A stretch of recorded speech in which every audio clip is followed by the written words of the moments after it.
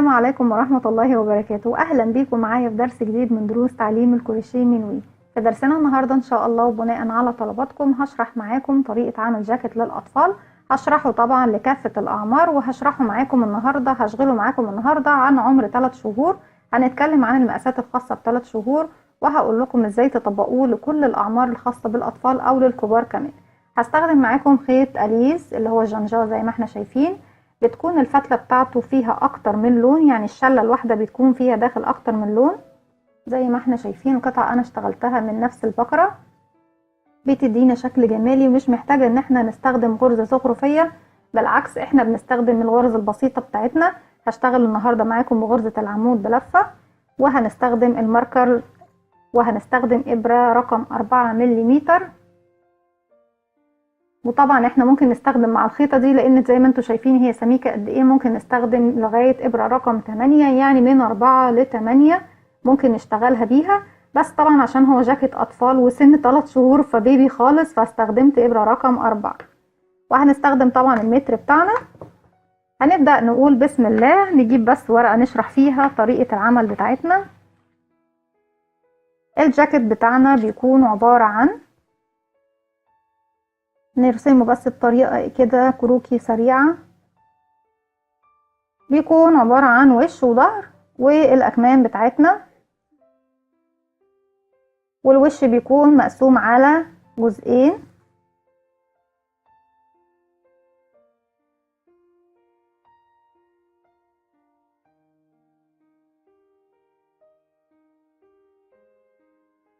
بيكون ده شكل الجاكيت بتاعنا طبعا وهو مفتوح قبل ما نخيطه.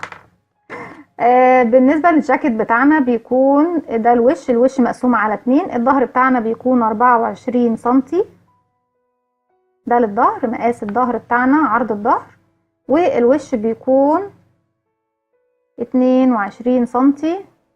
هقول لكم ليه 22 سنتي، المفروض 24 سنتي زي الظهر، بس لما بنيجي نشغل شغل مفتوح السنتي دوت بيزيد معايا في الشغل، فبالتالي انا بخصمه من كل فردة من اللي هي او ضرفة من ضرف الصدر. يعني الصدر الواحد بياخد معايا 11 سنتي.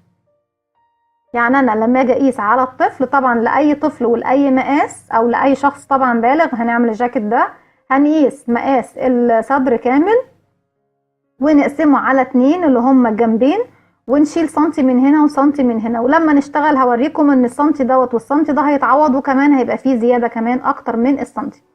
يبقى اتفقنا ان هنقسم ال 24 سنتي، هنيجي عند الوش هنقسمهم على 2، يعني 12 و12، وبعد كده نخصم واحد من هنا وواحد من هنا، بقى معايا دلوقتي 11 سنتي و11 سنتي، يعني 22 سنتي. وبعد كده طول الكتف المفروض ان انا باجي طول الجاكيت بتاعي بوصل بشتغل زي ما انا عايزة الطول اللي انا حباه لغاية ما اوصل لتحت الباط. المقاس الخاص طبعا بسن 3 شهور هو 12 سنتي لغاية الكتف عشان نعمل مقاس الكم. وطبعا في الظهر بردك بيكون عندي المقاس اللي هنا 12 سنتي. عرض الكم كله او دوران الكم كله بيكون 17 سنتي. بالشكل دوت احنا حددنا كل المقاسات الخاصة بالسن دوت، واتفقنا ان كافة الاعمار انا ببدأ اقيس الصدر كامل وبقسم الصدر على 2. مثلا لو الصدر بتاعي 28 سنتي هقسمه على 2 واشيل من هنا سنتي واشيل من هنا سنتي، وبشتغل طبعا الجنبين اللي هما للصدر وهوريكم هنكمل ازاي. والظهر طبعا بيكون 24 سنتي كاملين بشتغلهم قطعة واحدة بس لاني ما فيهاش حتى كمان ما دخلش فيه الرقبة، وهوريكم ازاي دلوقتي هنشتغل. الشغل بتاعنا زي ما اتفقنا اهو بيكون ده شكل الجاكيت، وبعد كده بنضمه ونقفله مع بعض. هنبدأ شغلنا مع بعض دلوقتي، نقول بسم الله.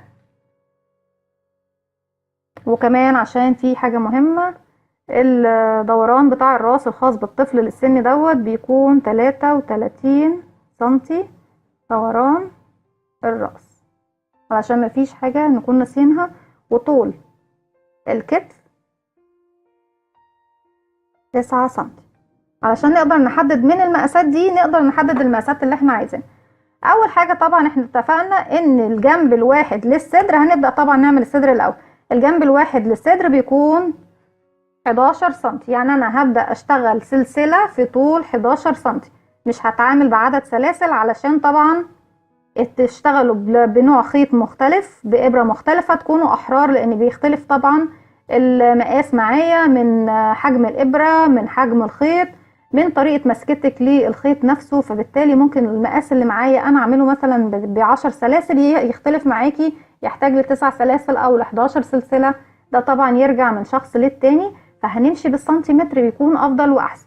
أول حاجة نبدأ نعملها بسم الله الرحمن الرحيم، نبدأ نعمل عقدة البداية، وبعد كده هشتغل مجموعة من السلاسل 11 سنتي اللي هي جنب الواحد من الصدر، 1 2 3 4. وطبعا مش هشتغل بعدد زي ما اتفقنا، لاني طبعا مسكة ايدك للخيط هتختلف عني او عن غيرك، وطبعا حجم الابرة وحجم الصوف اللي بتستخدميه او حجم الخيط اللي بتستخدميه ايا كان نوعه هيختلف بردك المقاس معاك. فمش هعد العدد بتاعي، انا بمشي بالسنتيمتر. انا اشتغلت قبل كده المقاس دوت، طلع معايا بنفس الفتلة 18 سلسلة، 1 2 3 4 5 6 7 8 9 10 11 12 13 14 15 16 17 18. وهبدأ أقيس. اتفقنا محتاجين 11 سنتي. بسم الله الرحمن الرحيم. بقيس من المكان بتاع السنتيمتر مش مكان الانش، يعني دوت المكان الصغير اللي هي الأرقام الصغيرة دي بيكون مكان السنتيمتر، لكن اللي في الظهر ده بيكون بحجم الانش. أنا مش بشتغل بيه، بنشتغل بالسنتيمتر. بجيب أول سلسلة عندي عند الصفر وبوصل آخر سلسلة عندي، وصلت أهي بالظبط 11 سنتي. يبقى زي ما اتفقنا بالنسبة للمقاس والخيط اللي أنا بشتغل بيه دوت، اشتغلت 18 سلسلة طبعا حسب مقاس الإبرة وحسب حجم الصوف، واشتغلنا ال 18 سلسلة على أساس 11 سنتي. يعني مش قصدي ان احنا نستمر على 18 سلسلة، لا، احنا بنشتغل على أساس السنتيمتر اللي احنا محددينه. يبقى من البداية كده لأي طفل بقيس عرض الصدر وعرض الظهر طبعا، او بقيس دوران الجسم كله. من عند الصدر بقيس الدوران كامل، هيديني مثلا نقول 48 سنتي. نقسم ال 48 على 2 يطلع لي 24 و24، 24 في الظهر و24 في الصدر. يبقى هنقسم ال 24 بتوع الظهر هنسيبهم زي ما هما، 24 بتوع الصدر هنقسمهم على 2 يطلع لي 12 و12، هشيل سنتي وهشيل سنتي. يبقى كده المقاس بتاعنا مظبوط. يبقى اتفقنا لأي سن أو أي عمر من الأعمار هنقيس الدوران كامل للصدر الخاص بالطفل، وناخد مقاس الصدر نقسمه على 2 ونشيل منه واحد من هنا وواحد من هنا. بعد كده أنا هشتغل بغرزة العمود بلفة. هنرتفع، أنا طبعا اشتغلت 18 سلسلة طبعا ماليش دعوة بيهم، هرتفع كمان 3 سلسلة، 1 2 3. هتجاهلهم مش هعدهم معايا من العدد. هسيب ال3 سلاسل وهروح اشتغل في اول سلسلة اللي هي رقم 4 غرزة عمود بلفة، وهكمل طبعا على كل الاعمدة اللي معايا بغرزة عمود بلفة، ونراجع مع بعض غرزة العمود بلفة. انا بلف الخيط على الابرة، بدخل في السلسلة اللي هشتغل فيها او في الفراغ اللي هشتغل فيه او الغرزة اللي هشتغل فيها، والف الخيط واخرج من الفتحة اللي انا دخلت فيها. بقى معايا على الابرة 3 سلسلة، هلف الخيط واخرج من حلقتين، والف الخيط واخرج من حلقتين. تاني نكرر، بلف الخيط على الابره، بدخل في حرف الفي طبعا للغرزه اللي هشتغلها، والف الخيط واخرج. بقى معايا على الابره 3 حلقات، نلف الخيط ونخرج من 2 ونلف الخيط ونخرج من 2. تاني نكرر، بيكون معايا على الابره دايما حلقه، هلف الخيط وادخل في الغرزه اللي بعدها، هلف الخيط واخرج منها تاني بالشكل دوت، وشديت الخيط بتاعي شويه لغايه ما اوصل لطول الغرزه بتاعتي، ارتفاع الغرزه اللي انا عاوزاه. بقى معايا 3 حلقات، نلف الخيط ونخرج من حلقتين. بقى معايا حلقتين، نلف الخيط ونخرج من حلقتين بالشكل دوت. دي غرزه العمود بلفه، غرزه بسيطه جدا وسهله، وهنكمل بيها الجاكيت بتاعنا ان شاء الله كله. هكمل ال 18 غرزه بتوعي بالشكل دوت بطريقه سهله وبسيطه جدا زي ما احنا شايفين. بدخل في كل الفراغات اللي قدامي وبشتغل فيها غرزة عمود بلفة زي ما احنا راجعناه دلوقتي. وزي ما احنا شايفين كمان اللون بتاعي بيبدأ يتدرج معايا، هيديني شكل جميل جدا. وفي اكتر من درجة لون بيبقى حلو جدا، وفي منه هناك الوان كمان جميلة جدا.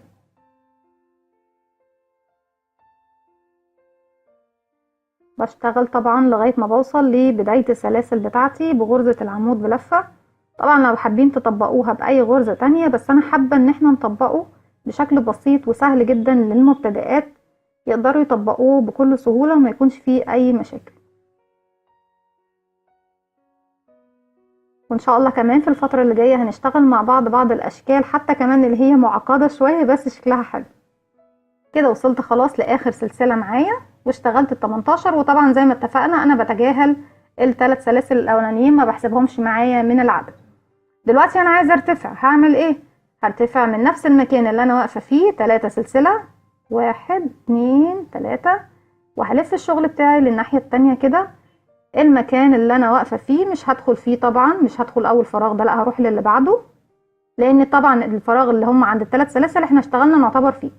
هنشتغل ال 18 العمود بلفة بتوعي، فوقيهم هنشتغل فوقيهم بردك 18 عمود بلفة. بدخل في حرف الفي وبشتغل العمود بلفة بتاعي بشكل طبيعي لغاية ما بوصل لنهاية السطر بتاعي. لما بوصل طبعا لنهاية السطر بتاعي هنا برتفع تاني 3 سلاسل والف الشغل واشتغل زي ما اشتغلنا دلوقتي. بفضل ارتفع بالشكل دوت لغاية ما اوصل بطول الجاكيت زي ما احنا حابين طبعا طول الجاكيت، لغاية ما اوصل للمكان اللي هو تحت الابط او تحت الباط. المقاس اللي انا بشتغله النهاردة اللي هو عمر 3 شهور، لغاية ما اوصل لتحت الباط المقاس بيكون 12 سنتي. يعني انا محتاجة اشتغل بالشكل دوت لغاية ما اوصل 12 سنتي. عندي ال 12 اهي. محتاجة كمان اشتغل، انا كده معايا محتاجة كمان اشتغل 9 سنتي. هشتغل لغاية ما اوصل طبعا لل 12 سنتي بتوعي. هكمل بنفس الطريقة 12 سنتي وهرجع لكم. رجعت لكم تاني وبالشكل ده زي ما احنا شايفين انا اشتغلت قطعة زي ما احنا شايفينها اهي، مساحتها 12 سنتي او طولها طبعا 12 سنتي مش المساحة كاملة.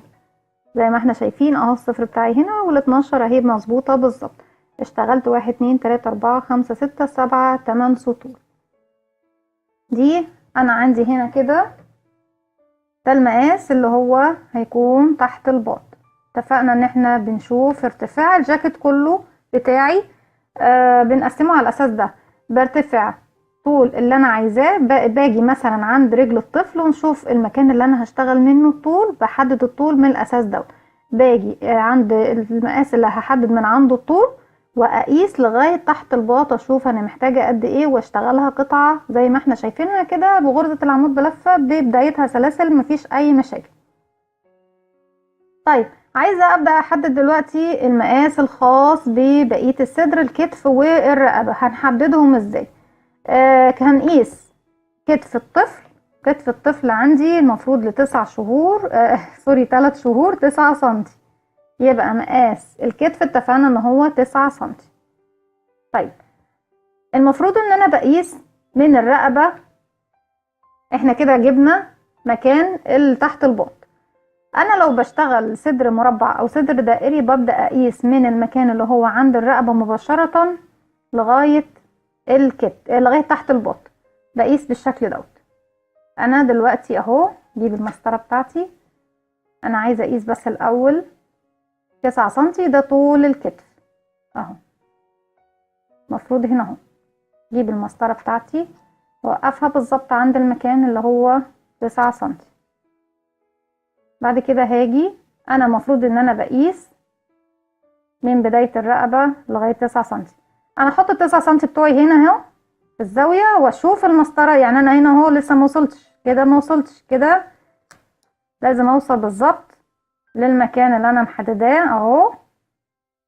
من هنا لهنا 9 سنتي، يعني من بداية حردة الرقبة لغاية تحت الباط بقيس 9 سنتي زيه بالظبط زي الكتف. انا لو هقيس الكتف بتاعي من هنا لهنا هلاقيه 9 سنتي. طب انا عايزه اوصل تاني ان انا يكون من عند الرقبة لغاية تحت الباط 9 سنتي. لو جينا كده ما كملتش، بفضل اطلع اطلع اطلع لغاية ما الصفر بتاعي يجي عند المكان اللي هو بالظبط بداية الصفر ونهايته 9 هنا. يعني انا المفروض هنشتغل لغاية المكان دوت بشكل طبيعي. المكان ده كام سنتي؟ 3 او 3.5 سنتي. يعني انا لسه مش هشتغل دلوقتي الحردة بتاعتي، يعني انا هشتغل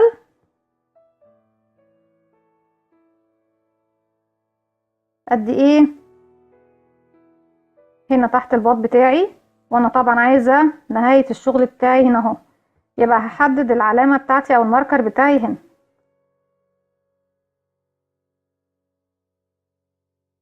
طيب عايزة اشتغل كمان 3 سنتي. 3 سنتي دول هيبقوا معايا كام سطر؟ هنشوف. هرتفع 3 سلسلة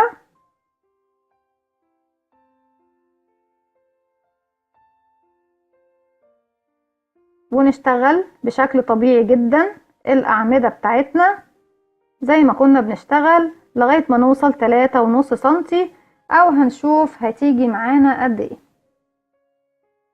علشان يكون الزاوية بتاعتنا مظبوطة. هكمل بالشكل دوت سطر كمان او سطرين كمان لغاية ما اوصل للمقاس اللي انا حباه، ولما ارجع هوريكم وصلنا لاي مقاس. رجعت لكم تاني وبالشكل ده اشتغلت 3 سطور زي ما احنا شايفين. بعد الماركر اشتغلت 3 سطور كمان. هنبدأ نقيس. اتفقنا طول الكتف بتاعي 9 سنتي،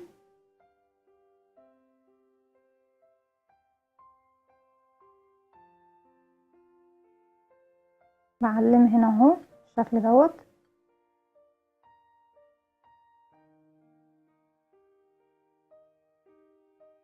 ومن المكان دوت بحط الصفر عند العلامة بتاعتي وبنزل هقيس اهو من عند الماركر بالشكل ده اهو. 9 بتاعتي اهي، وهاجي هنا اهو يبقى العلامة بتاعتي اهي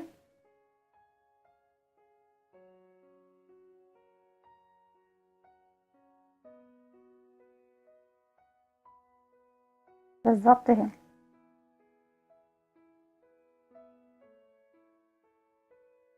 ومن هنا لهنا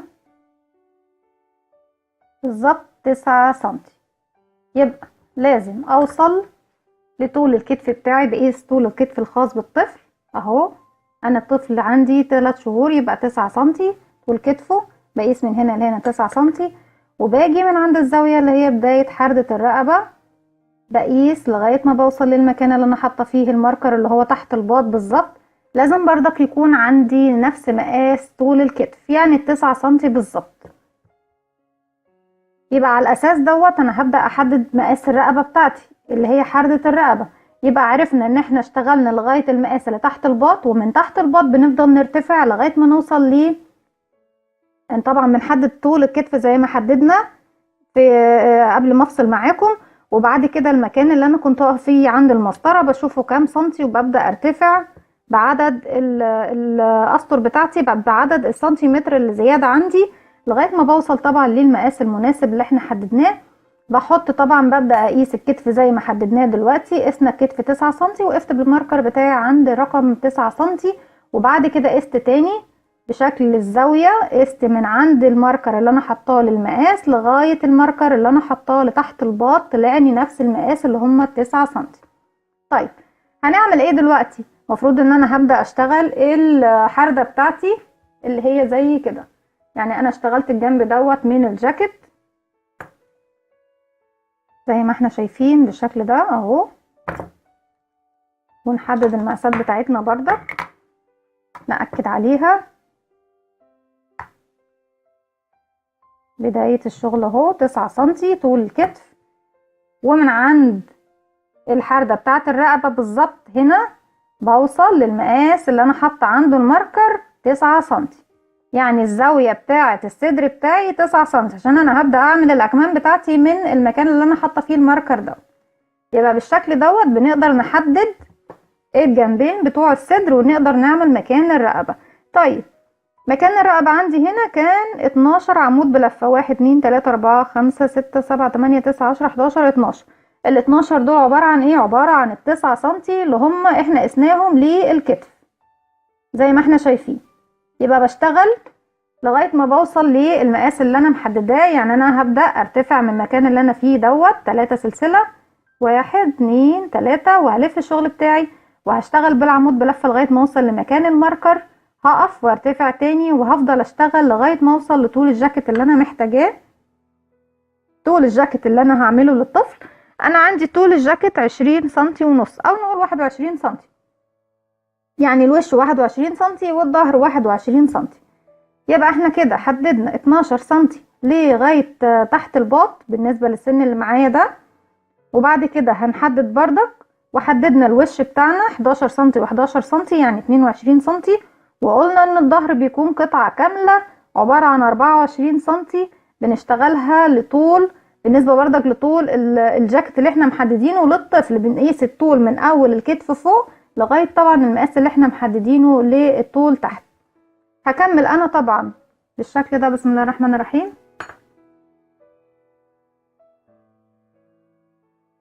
نلف الشغل ونشتغل بغرزة العمود بلفة بتاعتنا زي ما كنا بنشتغل بالشكل دوت. برتفع طبعا لغاية ما بوصل لبقية الارتفاع او الطول اللي احنا محددينه للجاكيت. طول ارتفاع حردة الرقبة بيكون بالنسبة للسن اللي انا فيه دوت. احنا طبعا حردة الرقبة اتفقنا ان مقاس الطواقي الخاص بالسن دوت 33 سنتي. 33 سنتي لو قسمناه طبعا على الاربعة، هي مش هتيجي بالظبط طبعا، فاحنا هنحاول نقرب الارقام شوية. نقول مثلا نقسم ال 33 سنتي على الاربعة،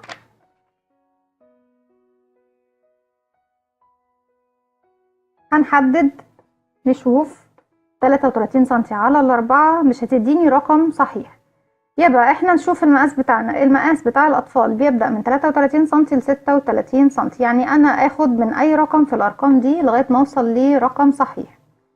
طيب انا عندي دلوقتي 33 سنتي مش هينفع ان انا اقسمها، هتديني كسور وهضطر ان انا ارحل من هنا لهنا، هتبقى بالنسبة لكم رخمة وصعبة.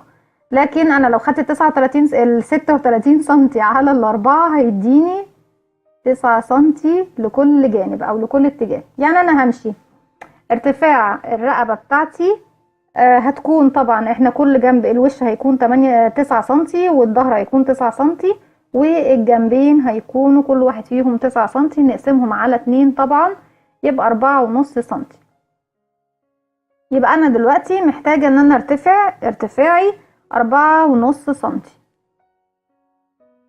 نشوف بالظبط هنا جه معايا 4 سنتي، يعني من 4 ل4.5، لا هي 4.5 بالظبط بالملي. يبقى ارتفاع الرقبة بتاعتي احنا بنجيب الرقم بتاعنا بنقسمه، يا اما نقسمه على 3 يا اما نقسمه على 4، وبعد كده نقسم الجنب اللي هيطلع لنا الكتف اللي هيطلع لنا على 2. يعني انا لو قسمتها على 3 هيطلع لي لكل اتجاه، يعني مثلا هنا 11 سنتي وهنا 11 سنتي والجنبين مع بعض هيكونوا 11 سنتي. هنوصل بردك لنفس النتيجة ان هي 4.5 سنتي ارتفاع الكتف بتاعي. يبقى انا هشتغل لغاية ما اوصل 4.5 سنتي، والارتفاع عندي هنا 3 سطور، يبقى انا هشتغل هنا لغاية ما اوصل 3 سطور. هكمل بس الاول لغاية ما اوصل للماركر اللي انا حطاه او العلامة بتاعتي. يبقى عرفنا بردك ازاي نحدد طول الرقبة او حردة الرقبة بتاعتنا. لازم حردة الرقبة بتاعتنا تكون كل التقسيمة بتاعتها من 33 سنتي ل 36 سنتي، ده بالنسبة لسن 3 شهور. هنعد 1 2 3 4 5 6 7 8 9 10 11 وده ال 12 بالفعل. يبقى المقاس بتاعنا مظبوط بالملي. ده اول سطر، واتفقنا كمان احنا محتاجين كمان سطرين، يعني هشتغل كمان سطرين على دول. هرتفع 3 سلسلة وهلف الشغل بتاعي وهشتغل السطر دوت وكمان السطر اللي بعده هكمل وهرجع له. رجعت لكم تاني وبالشكل ده اكون خلاص خلصت الجنبين. وبعد كمان ما عملنا حردة الرقبة بتاعتنا نبدأ نقيس المقاسات بتاعتنا ونظبطها.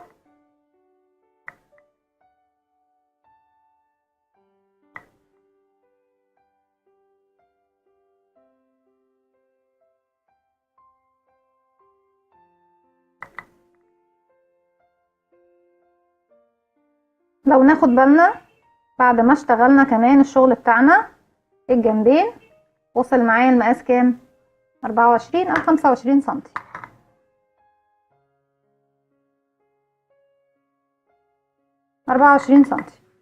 نفس مقاس الظهر. يبقى عشان كده احنا اتفقنا ان المقاس اللي احنا بنقلله من البداية بيزيد معانا زي ما احنا شايفين في الشغل.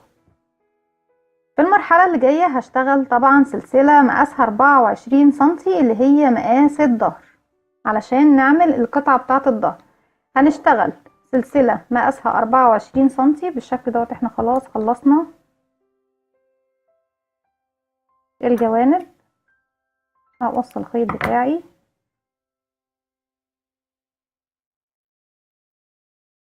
من الناحيتين علشان ندي نفس درجة اللون. هنبدأ من اللون البنفسجي، ناخد الطرف ده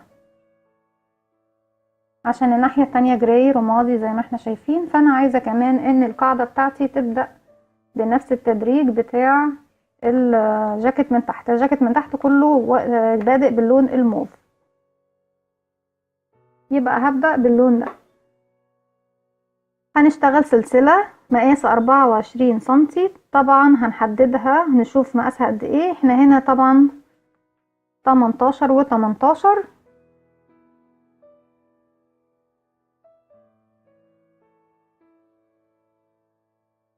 نشتغلهم لغاية، طبعا هشتغل مجموعة من السلاسل لغاية ما اوصل 24 سنتي وهرجع لكم. رجعت لكم تاني واشتغلت 36 سلسلة 18 و18 وهنقيس المقاس اهو مع بعض. هنلاقي المقاس بالظبط نفس عرض الوش، هو نفس عرض الظهر. بنفس الطريقة اللي اشتغلت بيها طبعا الجنبين هرتفع 3 سلسلة بعد العدد اللي انا اشتغلته اللي هو 36 سلسلة. هفوت اول 3 سلاسل الارتفاع وهنبدأ في الرابعة نشتغل عمود بلفة، وهنشتغل على كل السلاسل بتاعتي بغرزة العمود بلفة، وبنرتفع بنفس الطريقة اللي اشتغلنا بيها الوش الجنبين. الظهر ما فيهوش حردة، يعني طريقة الجاكيت اللي هنعمله النهاردة الحردة كلها في وش الجاكيت، فبالتالي انا هرتفع نفس الارتفاع اللي انا ارتفعته في الوش كله. نشوف ارتفاعنا كان قد ايه. نقول 21 سنتي. برتفع بنفس العدد بالظبط 21 سنتي، او نشوف حسب عدد السطور 1 2 3 4 5 6 7 8 9 10 11 12 13 14 سطر. يعني انا هشتغل على كل السلاسل بتاعتي دي لغايه ما اوصل للنهايه، وبعد كده هوصل في النهايه هنا هرتفع 3 سلاسل والف الشغل بتاعي واشتغل السطر بتاعي بشكل طبيعي، وافضل ارتفع لغايه ما اوصل ل 14 سطر او ال 21 سنتي ايا كان فيهم. طبعا هي الاتنين واحد، لان 21 سنتي اللي قسناهم هم ال 14 سطر. فانا هشتغل بنفس الطريقه دي 14 سطر بنفس الشكل بقطعه مستطيله يعتبر اهي، او قطعه مربعه مفيش فيها اي حردات، مفيش فيها حردة رقبه ولا فيها اي شغل. هكمل لغايه ما اوصل 14 سنتي 14 سطر 21 سنتي وهرجع له. رجعت لكم تاني بالشكل ده زي ما احنا شايفين. اشتغلت الظهر بتاعي 14 سطر اللي هم بالظبط زي ما احنا اتفقنا. بعد كده هجيب الظهر بتاعي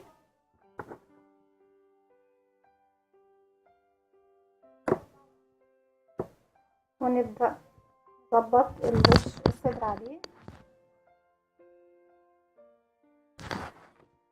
زي ما احنا شايفين بالشكل دوت. وببدأ اشبك طبعا الظهر مع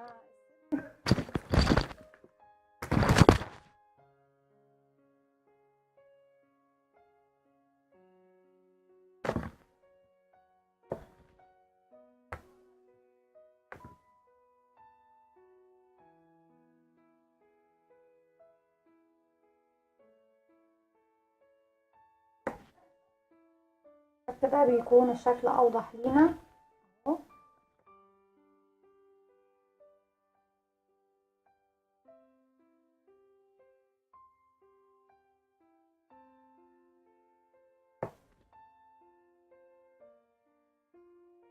زي ما احنا شايفين اهو الوش الصدرين طبعا الجنبين من الصدر والظهر بتاعي بنفس الطريقه دي. بشبكهم طبعا بخيطهم بخيط وابره او بخيطهم او بشبكهم بابره الكروشيه بتاعتي سواء بغرزه الحشو او غرزه المنزلقه. وانا كنت شرحت قبل كده طريقه التشبيك بالكروشيه، شوفوها عندكم في القناه في الفيديوهات اللي هي السنه اللي فاتت اعتقد، وهكتب لكم الرابط بتاعها. بالشكل دوت هنبدأ في المرحلة دي نقيس المقاس بتاع الأكمام. دلوقتي احنا هنا هنشوف حددنا كام سنتي.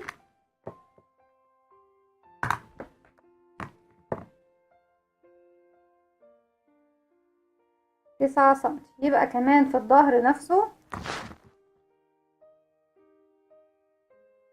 هنحدد 9 سنتي.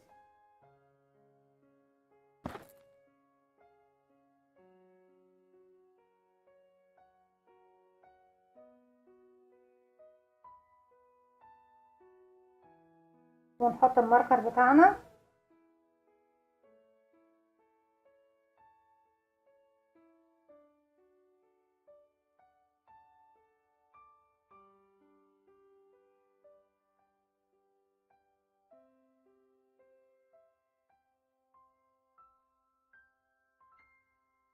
بالشكل ده.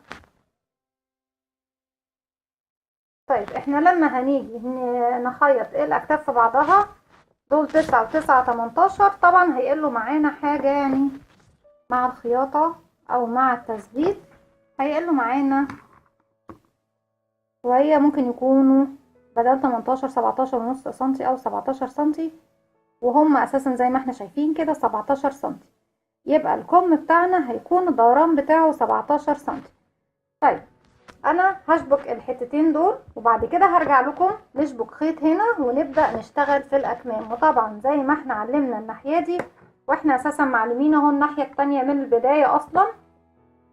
لو تفتكروا احنا كنا اساسا اشتغلنا وعلمنا الجزئين دول، وعلمنا زيهم بالظبط قصادهم الجزئين اللي هناك، بحيث ان احنا لما نيجي نشبك الظهر في الوش ونشتغل، خلاص انا كده حددت مكان الاكمام بتاعتي اهي. زي ما احنا شايفين هنشتغل بقى خلاص المكان دوت، هنحط الخيط هنا ونبدأ نشتغل من هنا لهنا، ونمشي بنفس الطريقة اللي بدأنا بيها الوش والظهر. وبعد كده بنبدأ نخيط الكم بتاعنا، بنخيط الكم ونرجع نخيط الجزئية دي، يبقى بناخد الكم والجزئية دي مع بعض. طبعا انا هخيط الجزئية اللي فوق دي وهرجع لكم رجعت لكم تاني، وخلاص احنا مش محتاجين المتر بتاعنا. دلوقتي هنجيب الخيط بتاعنا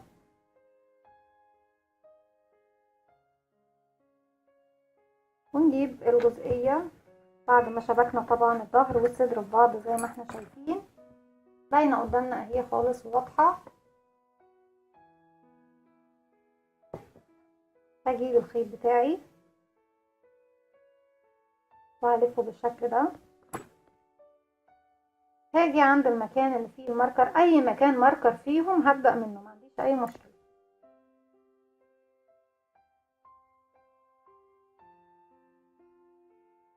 وهدخل في الغرزة اللي فيها الماركر، هقفل الخيط بتاعي عقدة وهسحب العقدة دي داخل الشغل بتاعي، ومن المكان ده هبدأ ارتفع 3 سلسلة، 1 2 3، وهبدأ اشتغل بالعمود بلفة بتاعي. انا دلوقتي في بداية الشغل، وهنا طبعا بالعرض، يعني فوق كل عمود هنشتغل 3 عمود بلفة بالشكل ده اهو.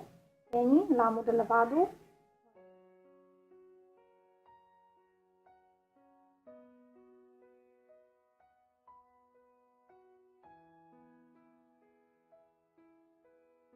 وهكذا طبعا لغاية ما بوصل للمكان التاني، الماركر التاني، وزي ما احنا شايفين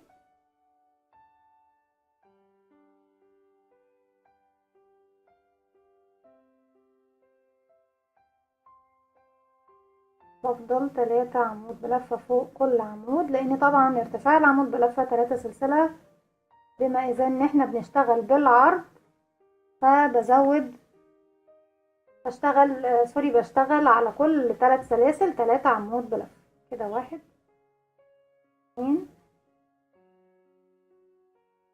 3، وهكذا.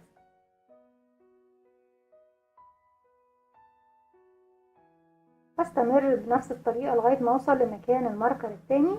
2 3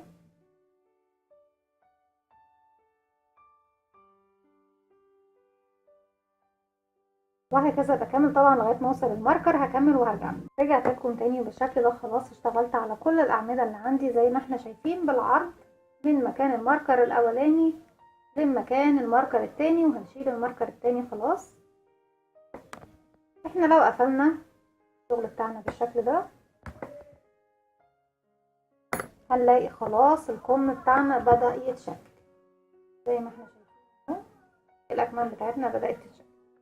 انا طبعا من نفس المكان اللي انا واقفه فيه، احنا طبعا اهو بالشكل ده داخل الشغل، ودي نهايه اخر غرزه عندي، هرتفع من عندها 3 سلسله وهلف الشغل بتاعي، وهشتغل طبعا على الاعمده بتاعتي اللي انا اشتغلتهم دول على فوق كل عمود عمود بلفه زيه بالظبط الطريقه دي،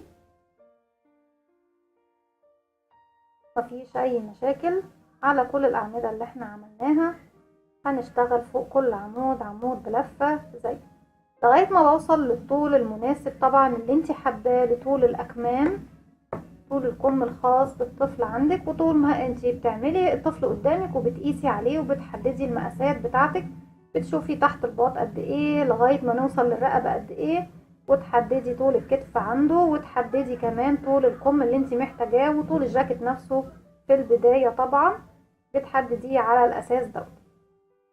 بنفس الطريقة دي طبعا هفضل اشتغل فوق كل عمود عمود بلفة لغاية ما اوصل لاخر عمود، هرتفع 3 سلاسل تاني والف الشغل واشتغل بنفس الطريقة لغاية ما نوصل للطول اللي احنا حابينه للكم زي ما اتفقنا.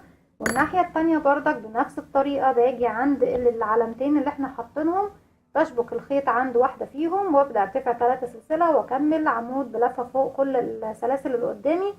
واتفقنا ان غرزة العمود بلفة 3 سلسلة يعني فوق كل 3 سلاسل بنشتغل 3 أعمدة، يعني فوق كل عمود بالعرض كده نشتغل 3 عمود بلفة لغاية ما بوصل لمكان الماركر التاني، وبكمل الكم التاني بنفس الطريقة.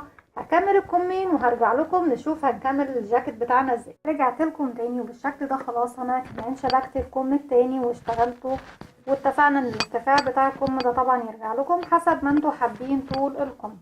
بالشكل ده زي ما احنا شايفين بيكون ده شكل البلوفر بتاعنا او الجاكيت بتاعنا زي ما احنا شايفين، ده الوش اهو الفردتين والظهر بتاعنا والكمين زي بالظبط الرسمه اللي احنا كنا رسمينها.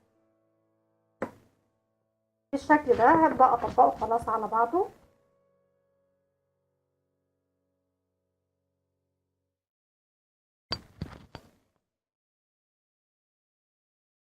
وبظبط شغلي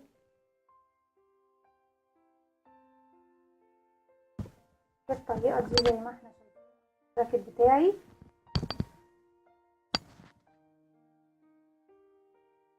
انا طبعا بوصله ببعض او بشبكه في بعض ازاي، زي ما اتفقنا ان انا ببدأ من هنا طبعا بطبقه للظهر بالشكل ده، وببدأ اخيط من هنا كده كده كده كده لغاية ما اوصل لبداية الجاكيت، وبرضك من الناحية التانية نفس الطريقة بفضل اخيط من هنا لهنا لهنا لهنا لغاية ما اقفل الجاكيت بتاعي كله بالطريقة دي. بنثبته وبنقفله بنفس الطريقة، هقفله وهرجع. رجعت لكم تاني بعد ما شبكت كل الاطراف بتاعتي ببعضها، انا لسه مخيطتش على فكرة، انا بس حابة نقفل مع بعض الجاكيت وبعد كده هقفله واخيطه مع نفسي مفيش مشكلة، بس نثبت مع بعض الفكرة. في المرحلة اللي جاية هنبدأ نعمل الياقة او الطاقية. لو حابين نخليها ياقة هنشوف دلوقتي ازاي هنشبك خيط ونشتغل الياقة، وهي الياقة. لو حابين نكملها ايس كاب او كابتشو او الطاقية بتاعة الجاكيت هنشوف ازاي هنكمل. دلوقتي انا عندي وش الجاكيت اهو، انا طبعا باجي من اي طرف من الاطراف، انا بسيب اول عمود وبسيب كمان تاني عمود وباجي عند تالت عمود دوت مثلا ومن جوه من داخل الشغل، يعني بسيب اول واحد اهو دي جنب من جوانب الصدر، باجي عند المكان اللي فيه طبعا الياقة بسيب اول 3 سلاسل وبسيب العمود اللي بعديهم وباجي في حرف الفي للعمود اللي بعدهم يعتبر تالت عمود، وبلف الخيط بتاعي بالشكل ده وبقفله عقدة وهسحبه من داخل الغرزة بتاعتي وارتفع 3 سلسلة 1 2 3 هبدأ اشتغل على كل الغرز اللي تقابلني بغرزة العمود بلفة. احنا اشتغلنا اول واحدة بالثلاث سلاسل، ندخل اللي بعدها اشتغل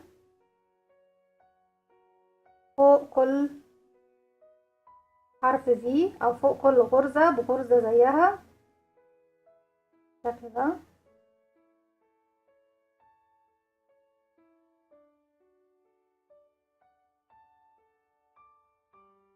دلوقتي احنا وصلنا للمكان اللي هيكون فيه السلاسل بتاعة الثلاث اعمدة، يعني زي ما احنا شايفين كده عندي فوق كل عمود عمود زيه. لكن انا كده في المرحلة دي بدأت اوصل لايه؟ بدأت اوصل للاعمدة اللي بالطول، يعني هشتغل على الثلاث سلاسل بتاعة الاعمدة. اتفقنا على كل عمود 3 عمود، على كل 3 سلاسل 3 عمود، كده 2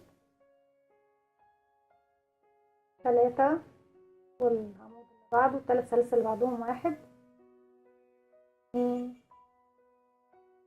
3، والثلاث سلاسل اللي بعدهم 1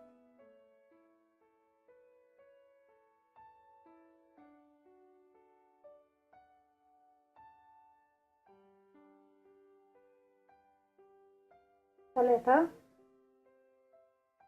بروح مباشرة اتجاه التاني، بدخل في حرف الفي الاول عمود وبشتغل عمود بلفة.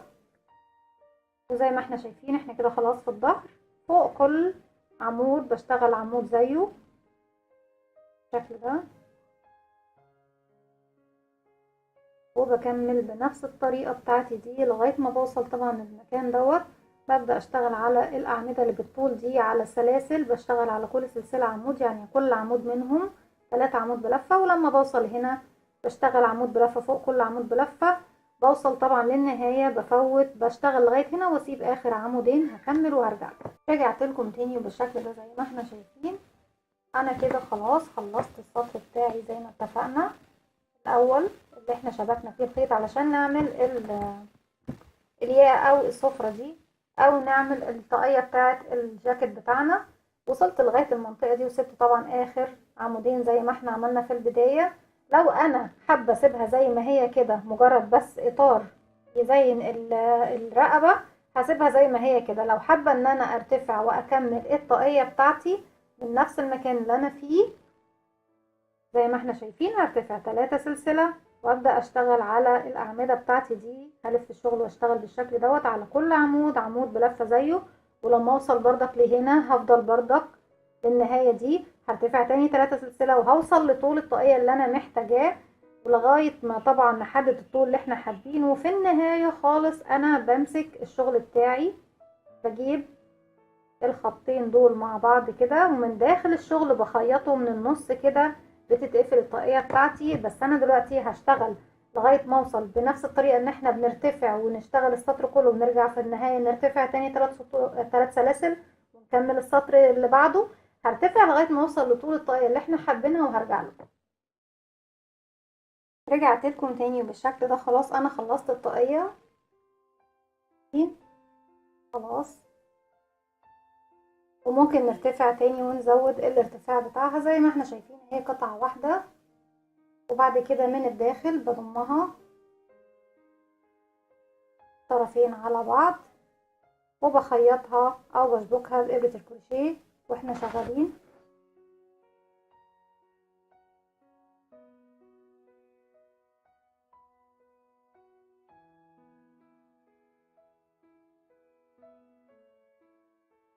الشكل دوت يكون شكل الطاقية معايا منها. زي ما اتفقنا طبعا الطول او الوسع بتاعها اشتغلوه زي ما انتوا حابين. يكون ده شكلها.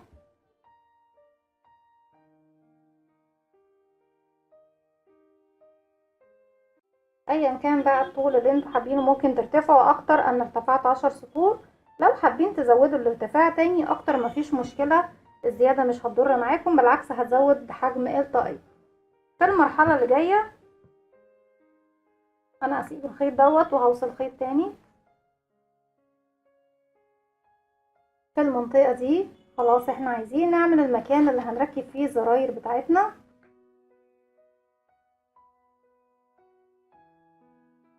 المفروض ان الزراير بتاعتي بتكون في المكان ده، فهاجي من هنا او من هنا عادي، هاجي على اول الغرز واقفل العقدة واسحب الخيط بتاعي داخل، وهرتفع سلسلة ارتفاع غرزة الحشو وابدأ اشتغل على الاعمدة بتاعتي بغرزة الحشو. اتفقنا ان كل عمود بلفة ارتفاعه 3 سلسلة، يعني هشتغل 3 غرزة حشو في كل عمود هيقابلني، لان احنا بنشتغل بالطول مش بالعرض. لو بالعرض طبعا هنشتغل فوق كل غرزة بغرزة زيها، لكن طالما بشتغل على طول الغرزة يعني بشتغل عدد السلاسل اللي بيقابلني 3، وهروح للي بعدها 1